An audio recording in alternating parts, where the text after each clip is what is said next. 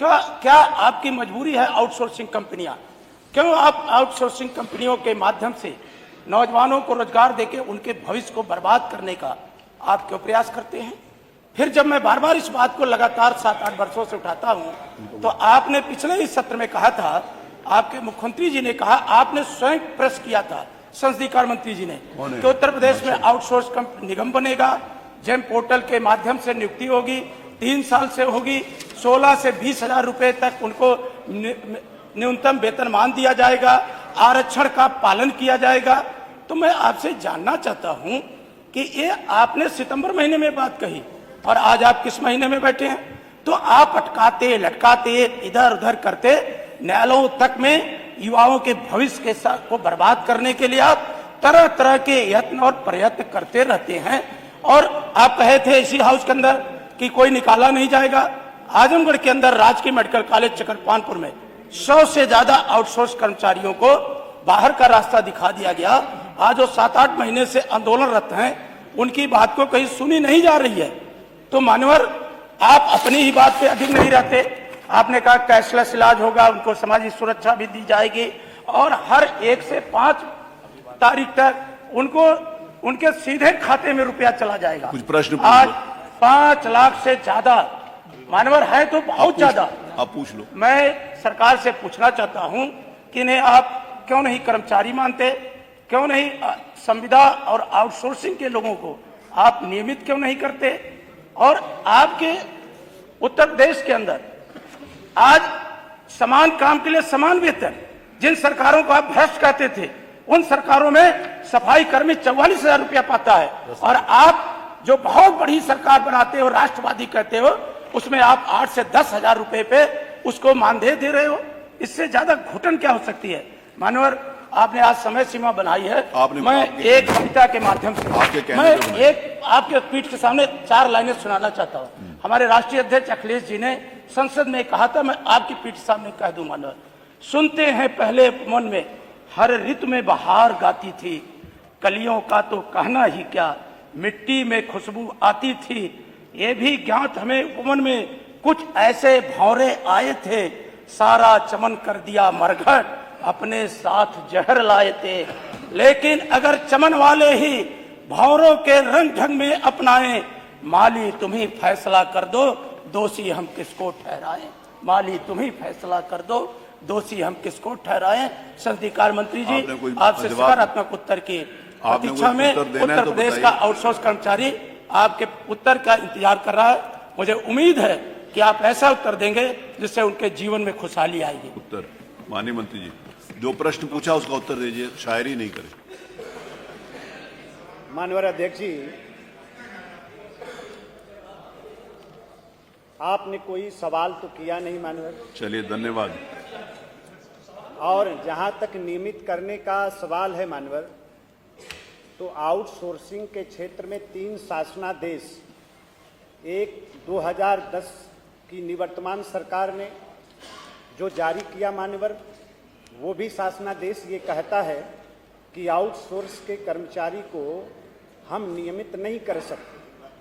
और 2016 की सरकार, जो आपकी सरकार थी, वर्तमान जो व्यवस्था है मान्यवर, उस समय की जो अधिसूचना है उसके आधार पर संचालित हो रही है, उसके आधार पर संचालित हो रही है वर्तमान व्यवस्था।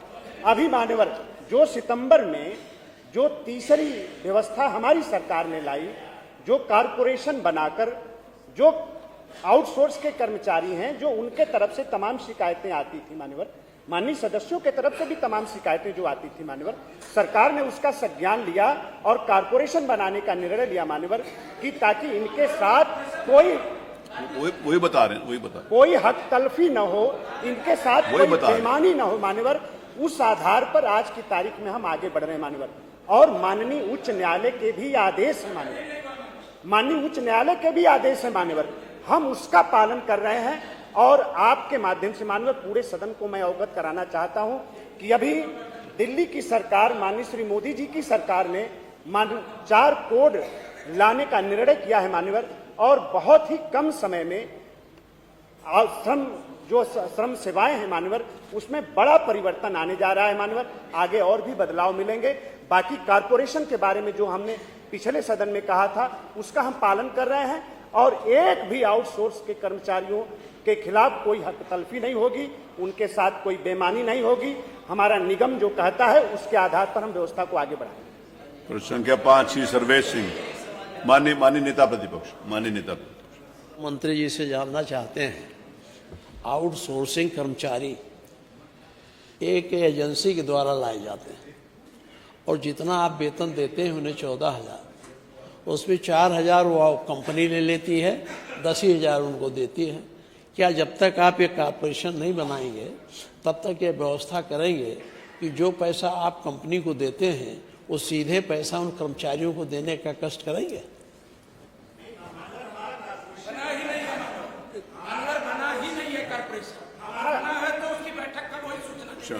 बिल्कुल हो जाएगी। अरे बात अरे आपने पूछ लिया ना, कारपोरेशन ये कहता है। अरे आपने पूछा, उत्तर तो आने दो। हमारा कारपोरेशन, अरे मैंने आपको उत्तर प्रश्न स्वीकार कर लिया ना, उसको उत्तर तो आने दो। हमारे कारपोरेशन में आदरणीय नेता प्रतिपक्ष की चिंता को दूर किया है माननीय, और हमारे कारपोरेशन ने निश्चित किया है कि आउटसोर्स का कोई भी रुको ना, पूछने तो दो भाई। उत्तर प्रदेश के अंदर काम करेगा उसको कम से कम 16,000 रुपया हम मासिक उसको देने की। मंत्री जी एक मिनट, अरे मंत्री जी, वो जो कारपोरेशन गठित, अरे या आप पूछ लो या फिर मेरे को, अगर आप नेता प्रतिपक्ष को आप अपने यहाँ लाते हैं, आप जब तक आपका कारपोरेशन काम नहीं करता है, एजेंसी को आप 14,000 देते हैं और वो देते हैं इन्हें 10,000, पीएफ भी नहीं देते इनको। तो क्या ऐसी व्यवस्था करेंगे जब तक आपका कॉर्पोरेशन नहीं बनता है तो सीधा पूरा पैसा कर्मचारियों को देंगे, एजेंसी को ना दे करके? ये मेरा सवाल। एक मिनट, अरे आपने जो पूछा उसका उत्तर। एक मिनट संग्राम जी, एक सेकंड बैठो तो सही। अरे आप पूछो, 6 बार आप एक बात कह चुके हो, नहीं आप उसके बाद डिबेट नहीं करें। संग्राम जी एक मिनट, एक सेकंड। 19 सितंबर एक मंत्री जी एक मिनट, माननीय सदस्य ने पूछा कारपोरेशन के बारे में, आज थोड़ा सा बता दीजिए प्लीज। बस सितंबर 2025 को सरकार ने अधिसूचना जारी करके कारपोरेशन का गठन किया माननीय। गठन हो गया? अरे रुको ना, पूछने तो दो। वही तो आप बता रहे हो नहीं हुआ, वो बताएंगे। आप तय करोगे वो तय करेंगे? अरे वो उनको बताने तो दो ना भाई। मैं हाउस में कह रहा हूं, और न किसी कंपनी के साथ हमारा कोई मन है कि उसका जो हक है उसको मिले, और जो हमारे कर्मचारी हैं उनके साथ कोई हक तलफी न हो। हम कारपोरेशन इसीलिए बनाए जो दुनिया भर की शिकायतें आ रही हैं उसको दूर करने के लिए माननीय।